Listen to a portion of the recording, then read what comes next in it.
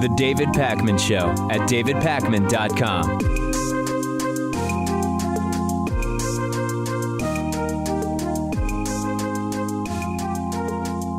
If you want to hear a story about gutter politics and a super clear example of how people's health is basically a commodity that you can trade and barter for profit in the U.S., do I have a story for you? Health insurer Aetna has been trying to acquire Humana, a competitor. We also learned this week that Aetna has announced they're going to be pulling out of the Obamacare exchanges in 11 states. It turns out that those are not two separate stories, but are actually one story.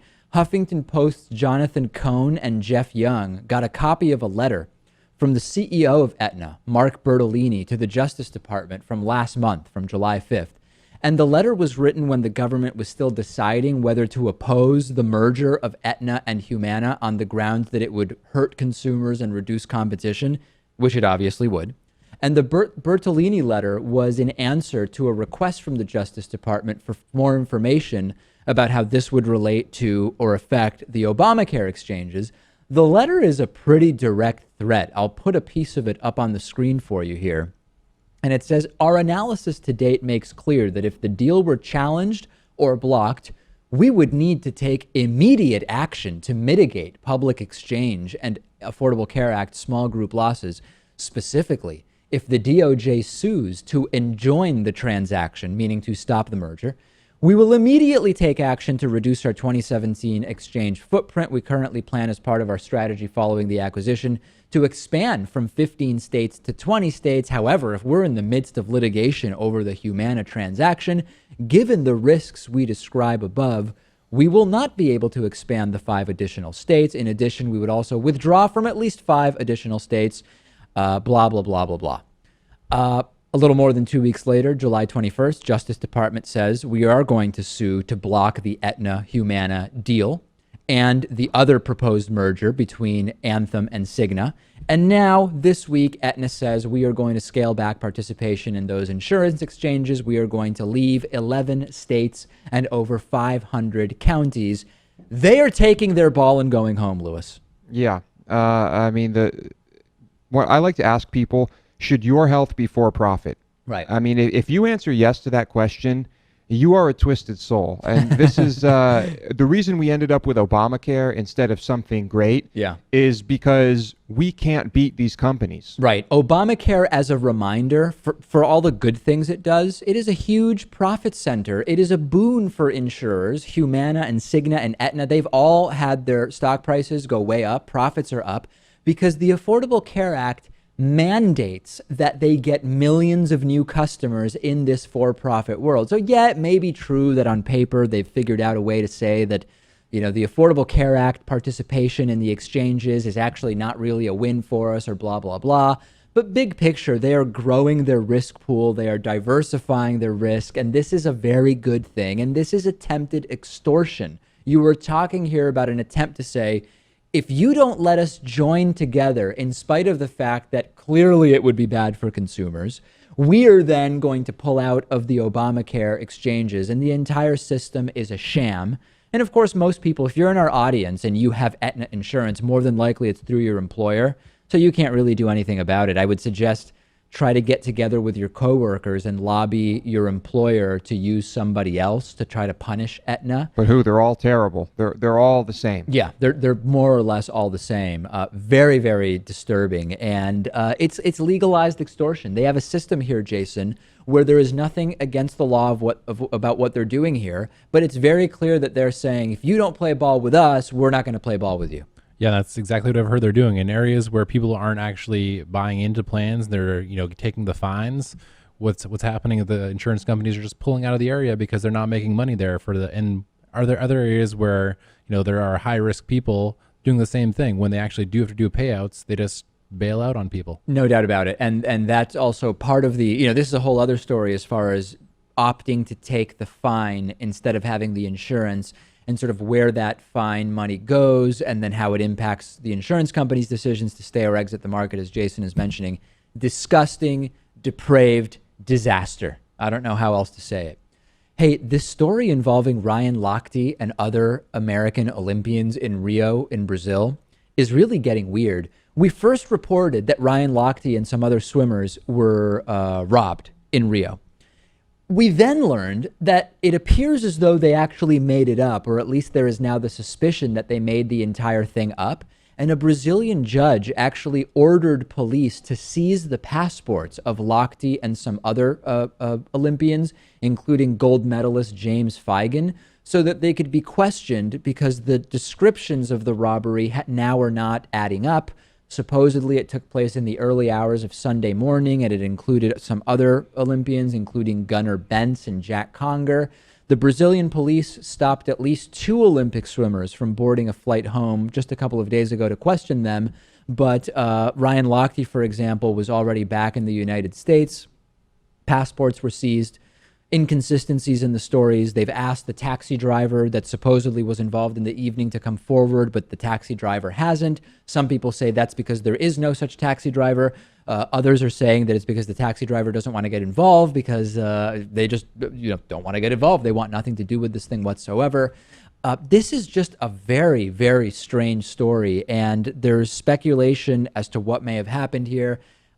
If it does turn out that the robbery was made up, I truly don't get why anybody would make that up other than to try to hurt Rio's image, because a lot of the athletes are very displeased with how Brazil has been set up in terms of the facilities and the water quality and so many other things. But I really don't get it.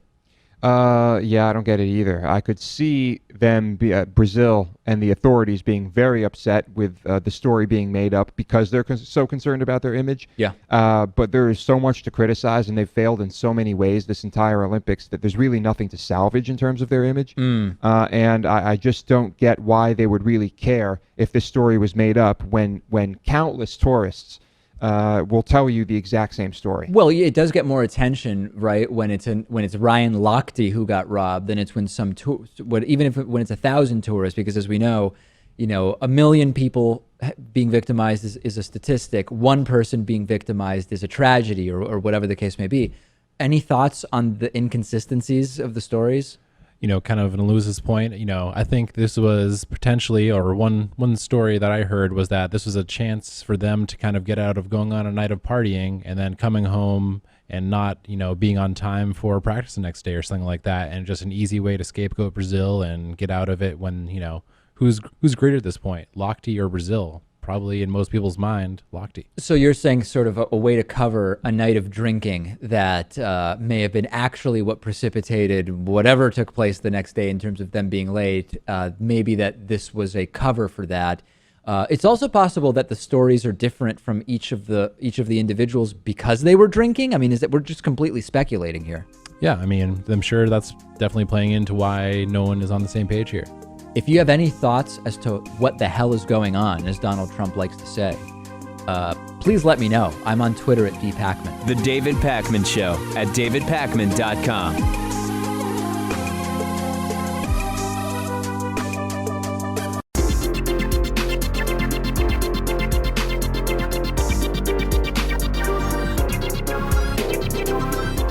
The David Pakman Show at davidpakman.com. Today's new member of the day is Priscilla Berumen. Priscilla, thank you so much for being a David Pakman Show member. You can sign up and join Priscilla at davidpakman.com/membership. I think, Lewis, we should take a few calls. 617-830-4750 is the number. You never know who we're going to talk to. We do have our first caller. Who's on? Introduce yourself. Hi, this is Matt. Matt, where are you calling from? I'm calling from Leesburg, Virginia. Great to hear from you. What can we do for you today? So my stepdad sent me something, a post from Michael Moore on Medium, and he was saying that he thinks that Trump was never serious and didn't even think he was going to be the nominee. Yeah. And just wanted to get press, Yeah, I read the article, and the argument is that this is the way that Trump is going to be able to go back and get even more money in his next negotiation with The Apprentice. That was sort of like the gist of what Michael Moore was saying, right? Right, yeah, pretty much. Yeah, I mean, I'm not sure what I think it's about a it. super specific allegation. The general idea is that this was never really meant to be successful for Trump, and it was all for publicity, and he thought he would have lost by now. Who really knows the specifics of the Michael Moore allegation? I think it's interesting. I mean, he's certainly acting in a way where it almost seems like he's not really interested in being the president, isn't he? Yeah, I know, right? And it also seems like he's setting up to like not be called a loser too, or whatever. Oh, of course. Yeah, no, he's Like, already started lining up how it's all rigged. So basically, if he wins, he was able to win despite it being rigged against him. And if he loses, listen, it was rigged against him. He couldn't do anything, Yeah, no, absolutely. Yeah. Thanks so much for the call. I will, I would tell the audience, check out Michael Moore's article and see if it's compelling to you. Appreciate the call. Hope to speak to you again. We will continue taking calls. 617-830-4750 is the number. We like to take calls once a week right now. Maybe it'll go up if there's demand for it. I think we have our next caller, Lewis, do we? Not yet. Oh, we don't? Okay. Not yet. Yeah, so the reaction to the calls really has been quite positive.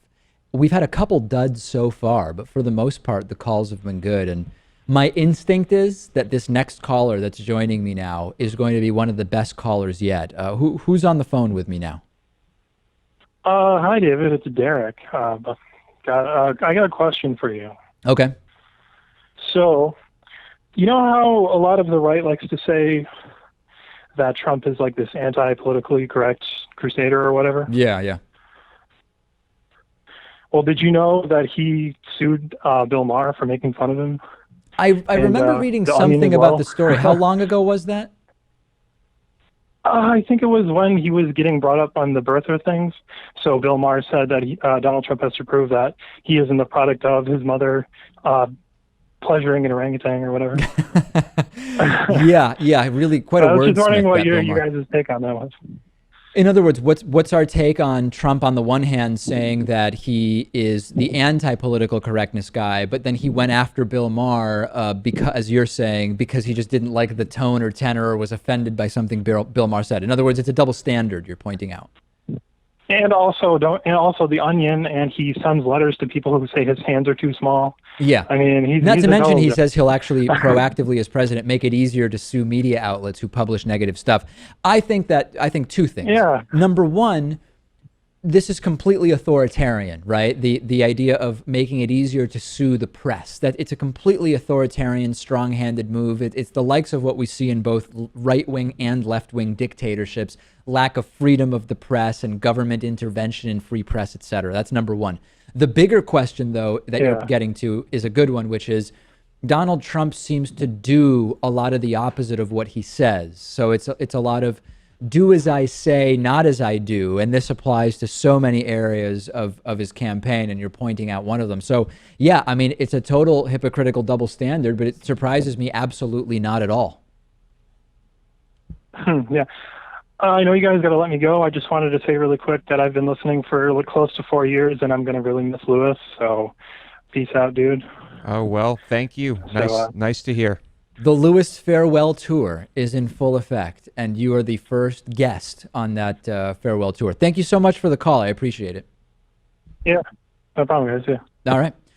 Very nice caller, Lewis. Very friendly guy. Very nice, yeah. We'll keep taking calls, 617-830-4750. Who's on with me now?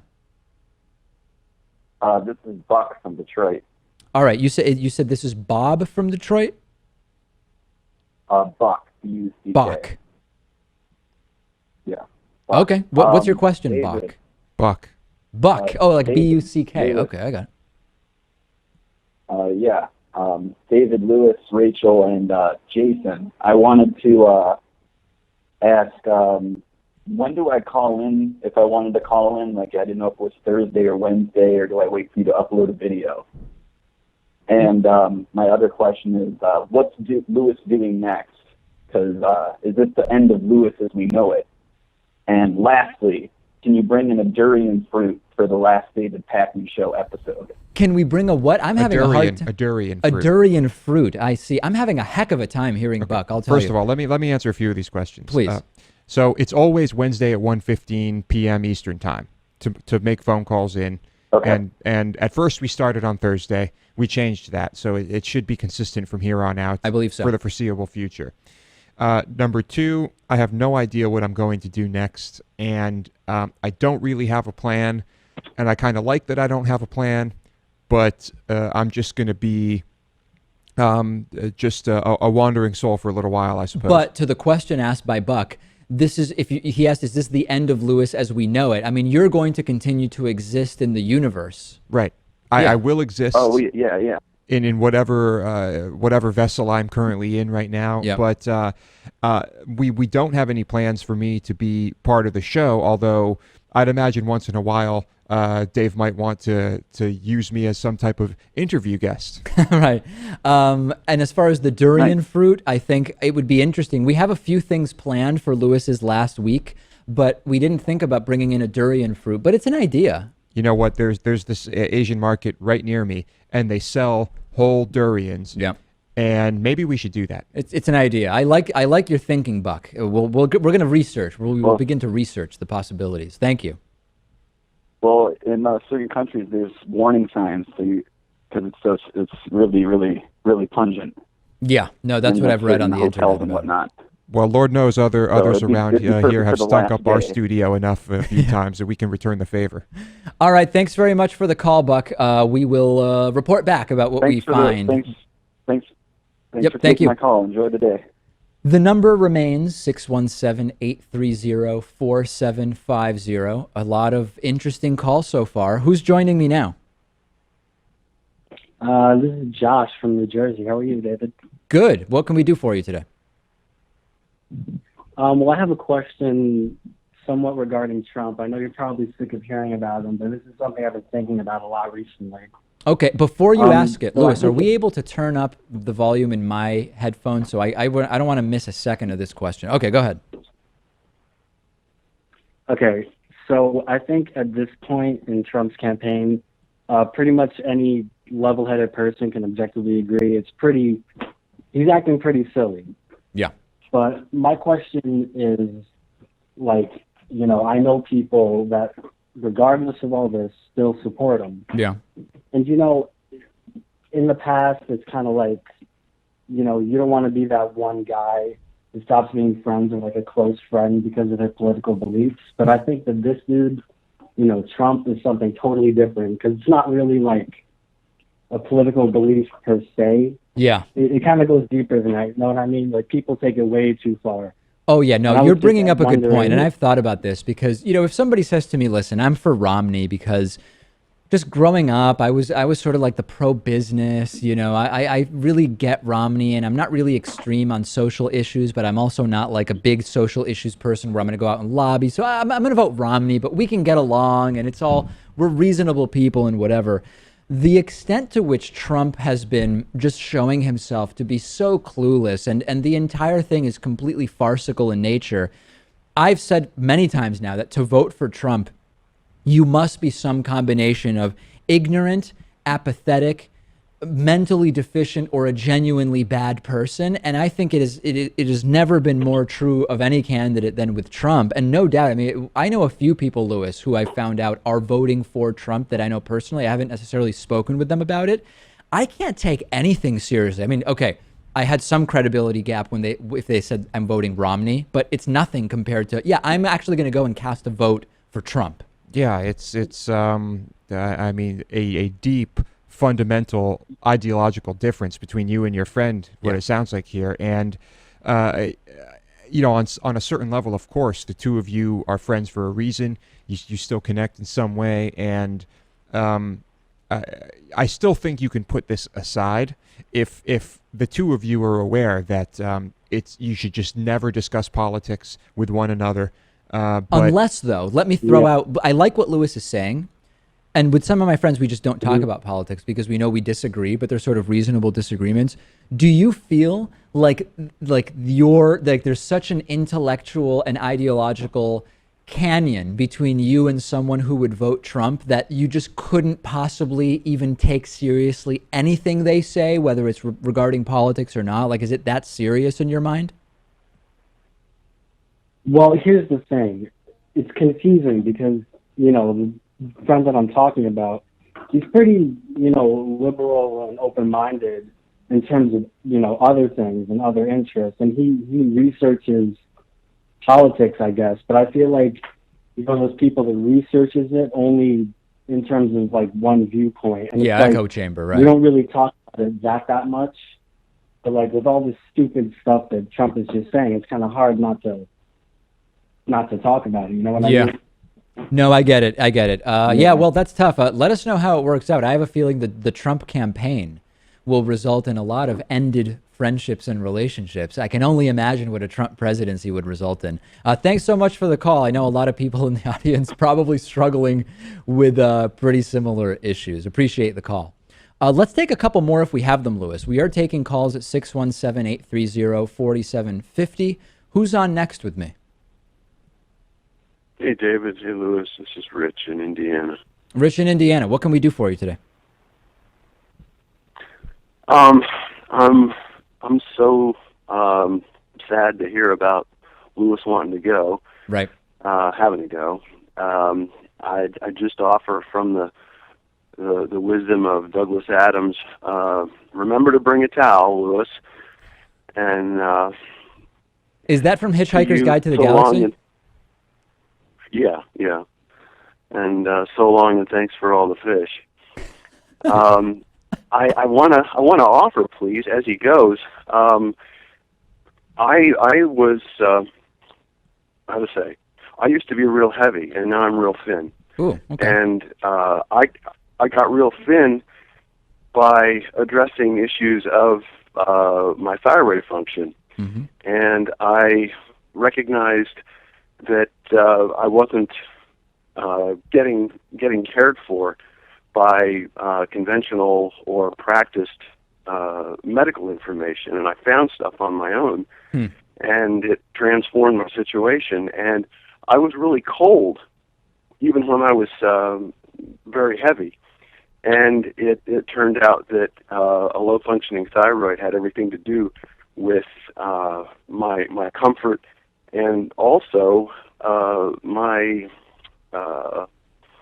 disposition, my demeanor. Right. I'm a lot more resilient now, and I'm definitely a lot warmer. And it has all to do with what I was calling food and addressing the issues of thyroid function. There's a class of vegetables that are considered goitrogenic, which means that they interfere with thyroid function.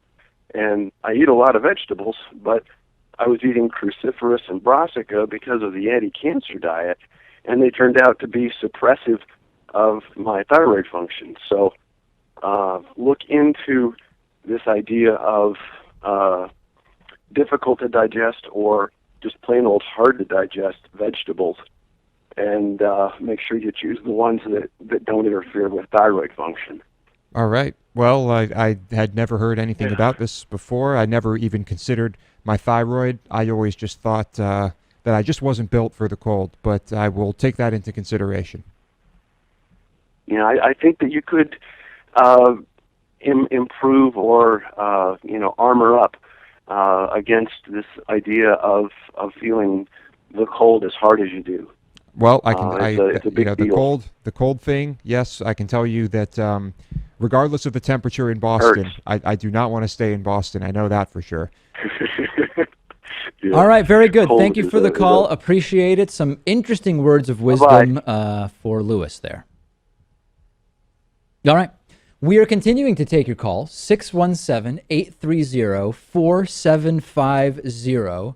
Who is on with me today? Hey, Dave, it's Andrew. Andrew, how are you? You're the last caller today, so I know you're going to have an absolutely fantastic question. Yeah, I was curious as to why you think that the right wing is so obsessed with what people do in the bedroom. Why are they so obsessed with it? Well, I mean, I think it depends which right-wingers. For some, it's sort of religiously oriented. For some, it's sort of repressed feelings where they are so repressed in their sexuality that they want to dictate what other people are doing in the bedroom. I think it sort of depends on which brand or flavor of right-winger you're talking about. What other combinations are there? Well, I mean, and then you can attack it from different sides. There are the politicians who want nobody to have sex, it seems, unless you are very specifically procreating. And while you're married, of course. Naturally. And then there are the ones who say that, well, nobody who's gay can have sex with someone of the same sex. And for them, there is a lot of that repression. And we find out that many of those people who are the most, what's the word, passionately anti-gay, do end up having gay feelings themselves. So it is there is a wide spectrum. What's your assessment of where that obsession comes from? I'm sorry, was that me? Yeah. What's your take on what causes that obsession? Yeah. Hell, I wish I knew. I mean, it's a tough one to figure out. That's for sure. The whole anti-gay thing just seems so antiquated. And I know. It's like, who even cares? It almost seems. It's for me. It makes such little sense to even be concerned with that. And I'm sort of being facetious here, but it's almost kind of quaint when someone is still against two guys being in a relationship. Where I'm like, wow, that's so kind of cute. It's like you're from years ago. You're not even really like a modern person. You know, what else do you believe that makes no sense? And I'm sort of kidding. Obviously, that type of ideology is still really hateful. But I just don't get, how is anyone spending any time on being worried about two guys being together, you know? Yeah, and I mean, I have two nieces. They're 11 and 14 years old, and they know gay couples, they know lesbian couples, and they don't think anything about it. Oh, Nothing yeah. I mean, I have a to them. 12-year-old sister, and I've mentioned this. She has been relatively sheltered, fortunately, until recently, about the fact that it's even controversial to have like two moms or two dads. She knows gay parents who have adopted. She knows, she has friends at school who have a parent that was in a heterosexual relationship when they had my sister's friend, since then got divorced and now is in a same-sex relationship. She has barely any even awareness of the fact that how could someone could be angry about that or think that it's bad? What does that even mean? And I think it's just a sign of the times. You know, that generation, it truly, unless it's ingrained to them very aggressively by their parents, many of them don't even know about what's been going on around that issue in this country. And I just kind of wonder, who do these politicians think they're appealing to? I mean... Yeah, I mean, they're raising money. A good deal of their base. You can still raise money around that issue. Really, That's the thing. That's what's keeping it. majority? The last vestiges of that are around because you're able to raise money from religious communities and in certain areas, but less so, and I think that's a good thing. All right, with that wraps up phone calls. Thanks so much for being our last caller today. Really, really appreciate it. We will take calls again, and the number will continue to be 617-830-4750. And with that, we will take a break. The David Pakman Show at davidpakman.com.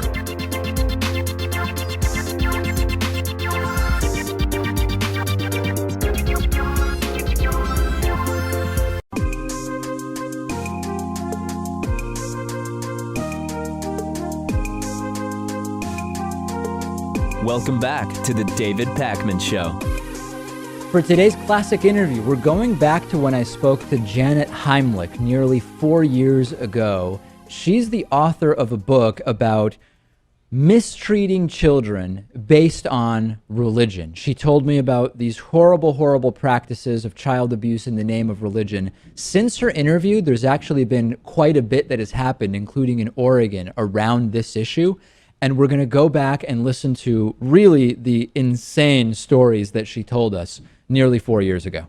We've spoken anecdotally on the show about these instances of children being abused or not receiving medical treatment, specifically because of religious reasons. And today to talk about this issue and more is the author of the book Breaking Their Will, Shedding Light on Religious Child Maltreatment, Janet Heimlich. So Janet, you say in the book that this problem is far more widespread than the few anecdotal cases I've talked about on my show. How widespread is this? That's a great question. I wish there was some sort of tracking of these cases.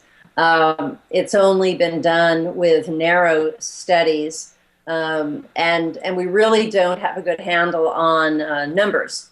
But what we often find out is there's a child that's been harmed after death, and then it makes the headlines, and we all are familiar with, say, a child who is medically neglected due to religious beliefs about faith healing, and so they die from things like diabetes or infections and things like that. Or we hear about a child that's beaten to death by a parent or a member of or a neighbor or somebody like that who are part of a church that believes that the Bible says you should use the rod and use corporal punishment on children. Or we hear about these, pervasive problems of sexual abuse among clergy. So we're really just kind of trying to, track what's at the very top level, what rises to the surface and makes headlines in newspapers and online and so forth. What we have to appreciate is that for every child who we read about who has gone through horrific suffering, there has got to be an untold number of kids that are harmed but don't make headlines. Right. I mean, because part of this is by its nature the type of thing that kids are not going to speak out about. So we can only imagine that for every one we hear about, who knows how many there are, hundreds, maybe thousands that we're not hearing about. So I kind of think that there are three areas here, and you tell me if you agree. There is number one, you alluded to the sexual abuse component, which on this program we particularly cover it vis-a-vis the Catholic Church, but certainly it exists across a number of religions. Then there's the physical abuse, which we've talked about. And there are actually some groups which maybe you can speak to, which have manuals and guides which actually dictate the physical punishment for children. And then number three is the medical neglect, which is choosing not to obtain medical services for a child, either through the idea that prayer will heal or through the idea that those treatments go against God's will. Now, of the three, which is the newest? In other words, some elements of these, I assume, have been around for a really long time. Which of these is seeing the biggest uprising lately? Well, I want to first say that you're missing one huge area, which I think is the most pervasive, and that is psychological and emotional neglect and abuse. Oftentimes, we don't hear about those cases, even if religion is not involved, because they're next to impossible to prove. Right, it's hard to quantify. Absolutely. Although what you actually don't, in terms of finding that a child has been psychologically harmed, it actually is defined by the harm itself, the words that are used, for example, such as you're a sinner and you're going to hell, or that kind of thing. It actually is not defined by proven results, say, later on in life. Interesting. But I can almost guarantee you that whenever you have a case of religious child maltreatment that involves sexual abuse, physical abuse, or medical neglect, you will have psychological abuse or neglect as well. Sure. So back to the question of, is one of these something that we're seeing a particularly drastic rise in lately? No, I wouldn't say that we are seeing changes in the rate of these things, only because we're not able to really track them. I mean, for example, when Child Protective Services comes in and interviews a family, they're not looking to see whether or not the motivation behind the abuse or neglect is religious or spiritual. When someone is pulled over to the side of the road by a police officer and they're given a ticket for speeding, that police officer will note whether or not it's alcohol related. But we don't have that same kind of tracking when it comes to child abuse cases. No, although we did have a story last week where a woman got pulled over and actually said God was telling her to go 100 miles per hour, but that seems a little bit of an isolated case. Now, one thing people may notice when they read the book, and you address this in the introduction, is that police officer doesn't have, like, they have a ready application with check boxes, and they have to know whether or not it's alcohol related or not. So I just wanted to, that's something I think we should do in terms of child protective services. But go ahead with your question. Yeah, well, my question was going to be, I know that one of the criticisms will be that, hey, you're focusing on Christianity, which, of course, Bill O'Reilly said a few days ago is a philosophy and not a religion. But putting that aside for a second, that you focus on Christianity, you also talk about Judaism and Islam, but there's going to be this claim that, hey, are you focusing on Christianity because it's the worst offender, or are you personally just choosing to focus on that? Address that a little bit. Sure. Without a doubt, the majority of cases that I talk about in my book happen to be Christian-based. That is simply because my book focuses on American crimes, and far more religious people in this country are Christian than any other faith. So that's simply the way the numbers fall out. If I were to do this same book, say in the Middle East, I'm sure you would have way more problems that are in Islamic communities, etc. What determines where you have more problems than not has nothing to do with what God people worship or what religious texts they're reading. It has to do with the authoritarian nature of the culture the child is being raised in. So as such, I'm glad you used the term authoritarian, because we've been on the program talking for a while about traits that seem to be exhibited in parenting that leads to people growing up and being politically conservative, and traits in parenting that lead to children being liberal. And the number one trait that leads to conservative adults is when they are children, the parents have a more authoritarian parenting technique and tend to use more physical punishment. How do you think that ties in to the issues you talk about in the book? It's an interesting question. There have been psychological studies done on individuals to determine what kind of a follower are they. Are they more of an authoritarian follower versus one who is more liberal? And these studies have shown that what are called authoritarian followers, meaning people who are very conservative in their beliefs, very conventional in their beliefs, who are pro-punishment in their beliefs, they tend to be more on the authoritarian scale, which means that they are much more likely to recognize an authority figure and follow that authority figure, as well as fight against those that they deem to be opposing that authority figure. And I do talk a little bit about those studies in my book, because what they have determined is that these very conservative, very pro-punishing people often are religious fundamentalists. Interesting. Well, there's plenty more in the book that we haven't talked about. I encourage people to check it out. It is, of course, Breaking Their Will, Shedding Light on Religious Child Maltreatment. We've been speaking with the author, Janet Heimlich. Thank you so much for talking to us today. I think this is, although it's a very sad topic to have to discuss, the book is fascinating. Thank you so much. Thanks for having me, David. All right, we'll take a break and we'll be back with plenty more after this. Stay tuned. The David Pakman Show at davidpakman.com.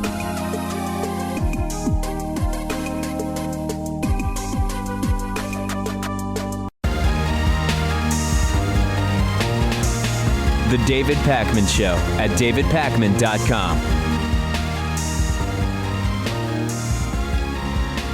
All right, let's answer some audience questions. Friday, the last thing we like to do before the bonus show, of course, is take 3 questions from the audience and answer them in a little more detail than we usually get into during the voicemail segment. So first question is from, I believe the pronunciation is Latef.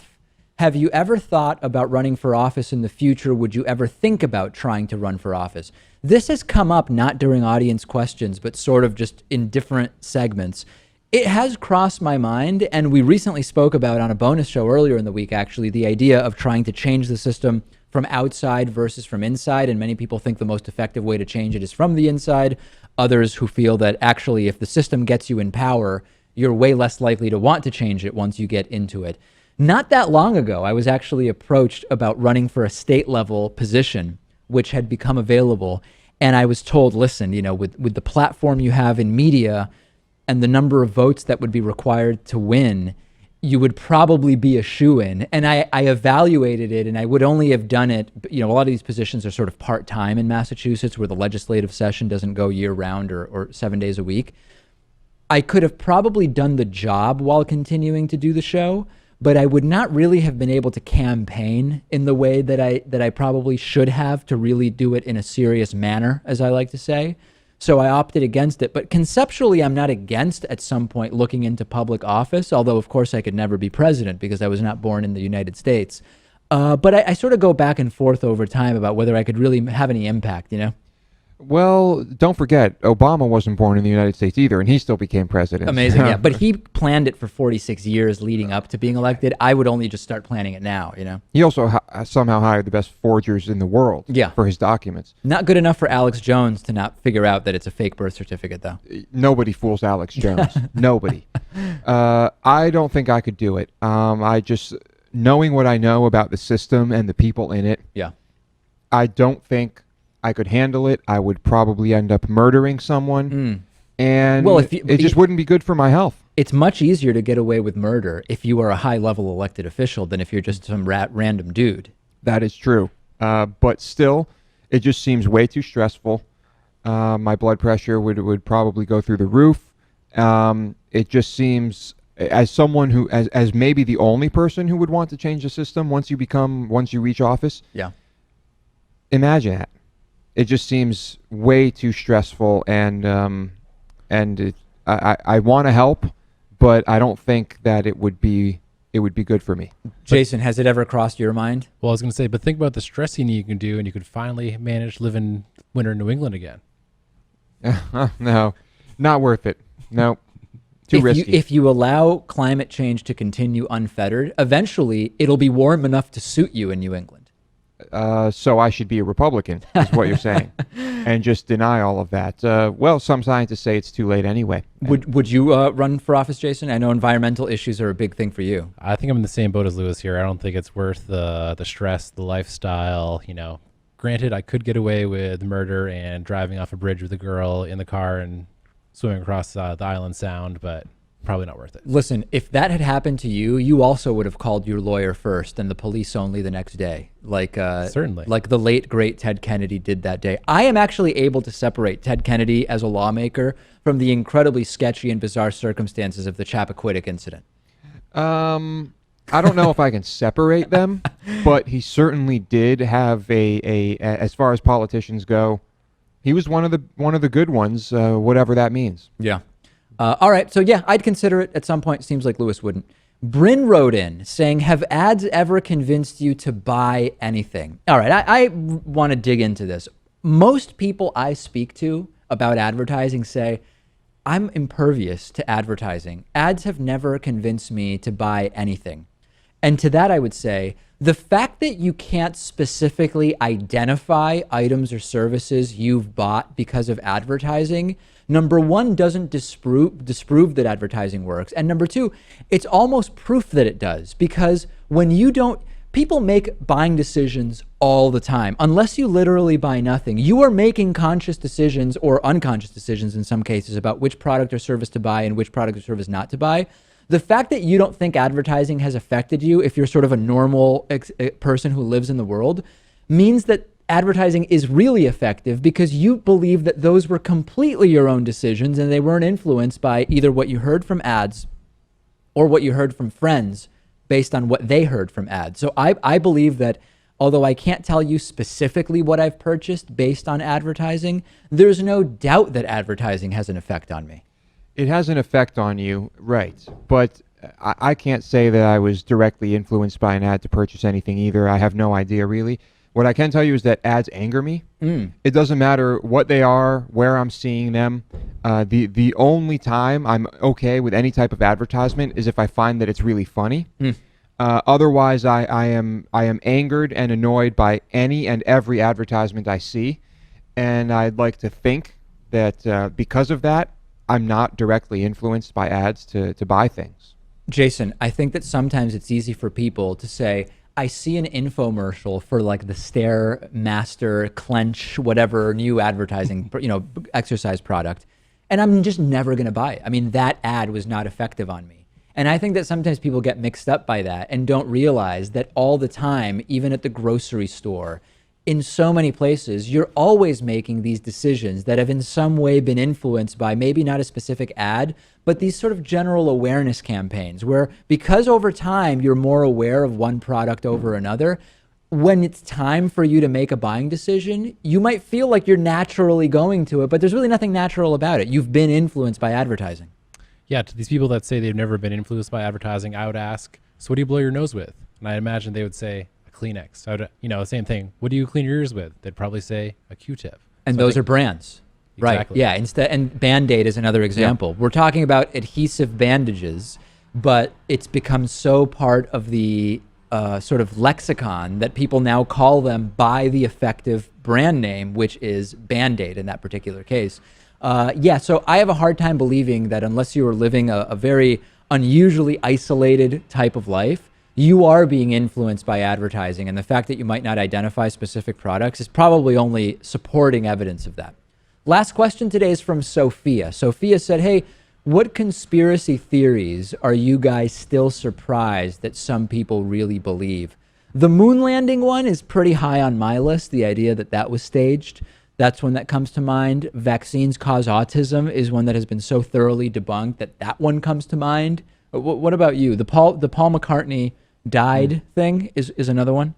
Contrails is a big one for me. That one, and of course the picture we put up, the 9/11 thing. Although, for some reason, what makes a conspiracy theory more, I don't know, more prolific than others? The 9/11 one is not going anywhere. It's also more recent, though. I think that's another factor. It's more recent than JFK or whatever else. Jason, any particular ones that when you hear people mention them, you say, really? You still think that? Well, I'm going to tell you the Loch Ness Monster is real. Right. So is Chupacabra. But yeah, what is the deal with Chupacabra? It's some kind of goat-like animal, right? No, it eats goats. Oh. Yeah. I think Chupacabra means goat sucker, actually. Literally in Spanish it does, yeah. Yeah, well, it's people would capture what they thought was a Chupacabra, and there are these dogs that it seems to be some type of dog, and it has fangs, and no one's still sure if this is what's killing the goats, but the goats have fang marks, and it's a weird thing. But a lot of people are just saying that these are just dogs that have mange or something, and that I don't know. I think that we can divide conspiracy theories into two types. There's the ones, it tends to be more political ones that are more motive inspired, like here's the reason why the moon landing would be faked, and it's to create this perception of superiority over Russia during the space race, Cold War, etc. Here's why 9/11 would have been allowed to happen. Usually the conspiracies aren't that it was fake, but that it was sort of allowed to happen, and here's why geopolitically it would have made sense.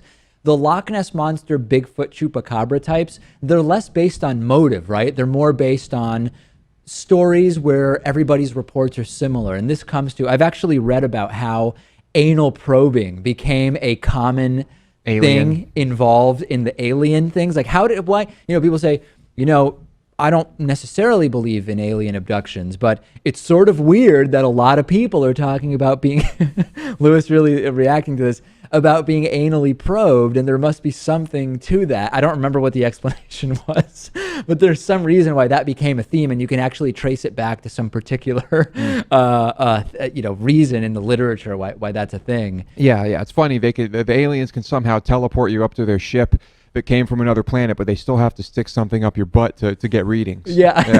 That doesn't really make sense to me. I don't know if it makes sense to you.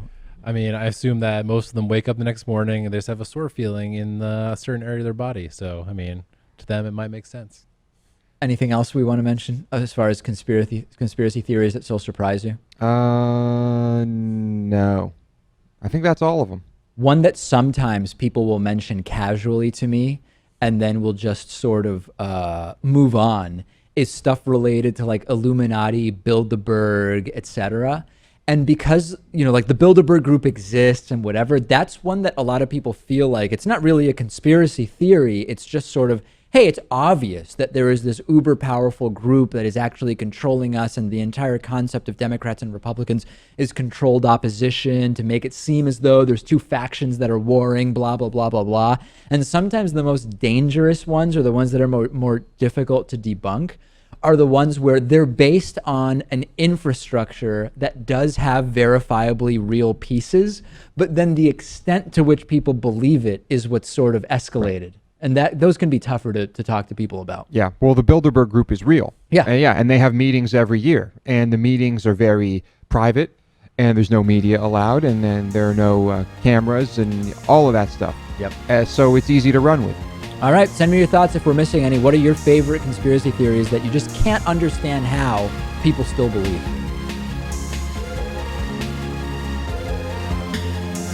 The David Pakman Show at davidpakman.com.